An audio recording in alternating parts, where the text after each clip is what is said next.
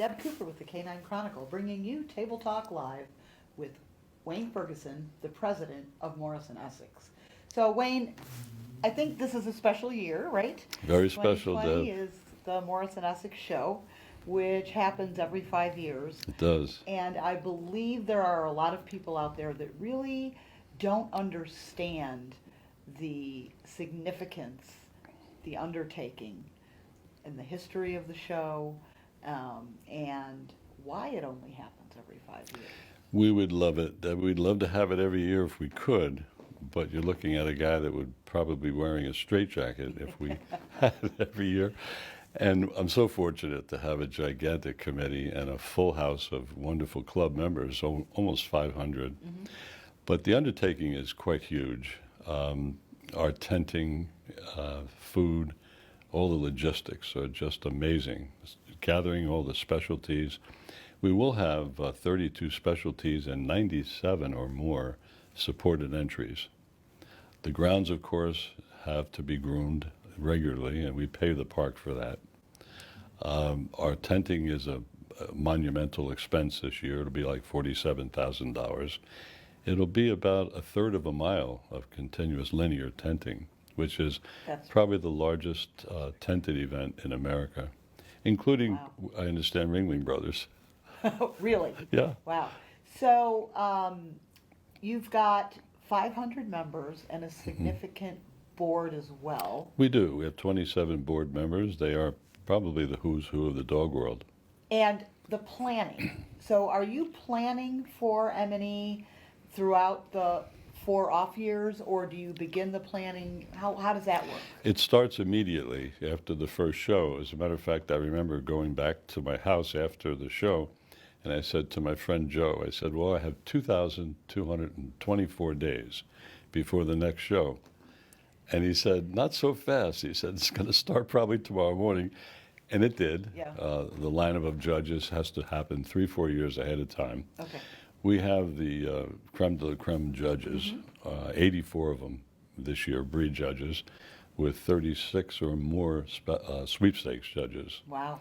So that we have to book them early because they are busy. When you get to that level in judging, you're in demand.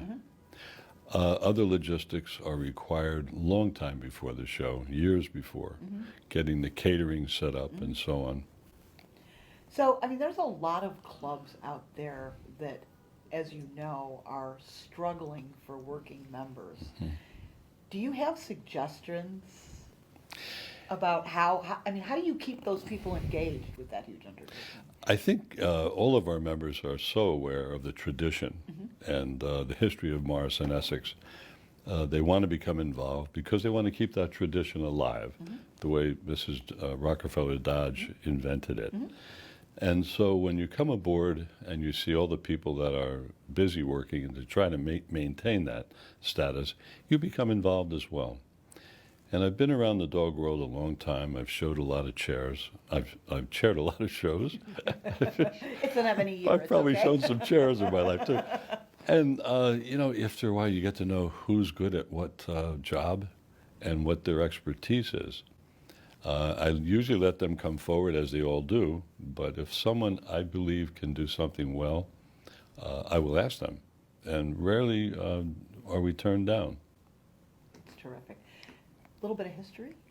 History goes back to 1927 when Mrs. Rockefeller Dodge started the dog shows.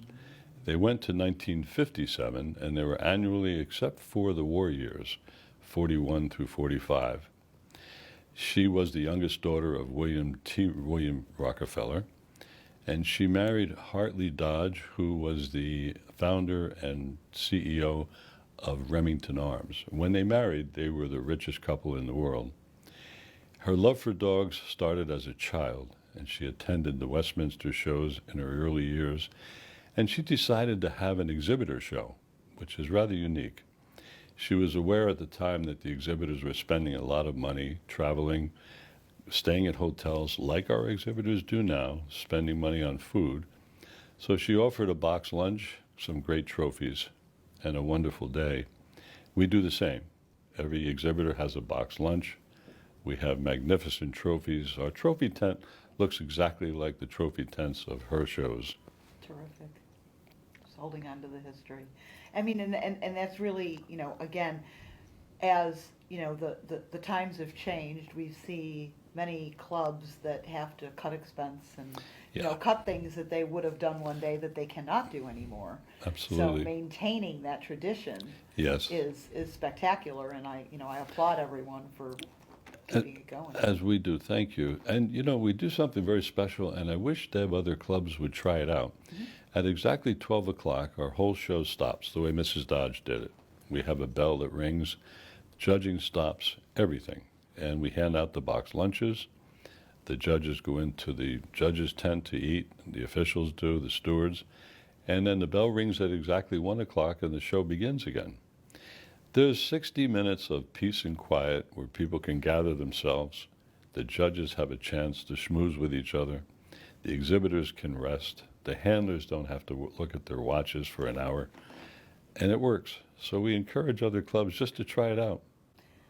Let's talk about the entry. What was your entry last year? Our entry in 2015 was 4,666. This year we'll probably go over 5,000 from the looks of the excitement that's generated. We will keep it one dog less than what Mrs. Dodge had at the biggest show of Morris and Essex, and that was 4,555. But remember, back then there was only one entry per dog. Right. Now that you can enter a dog in sweeps and breed, and so on. So in keeping with her tradition and not to upstage her in any way, we're going to keep the entry limited to one dog less. However, the entry will probably go into the 5,000, we think. What are the dates?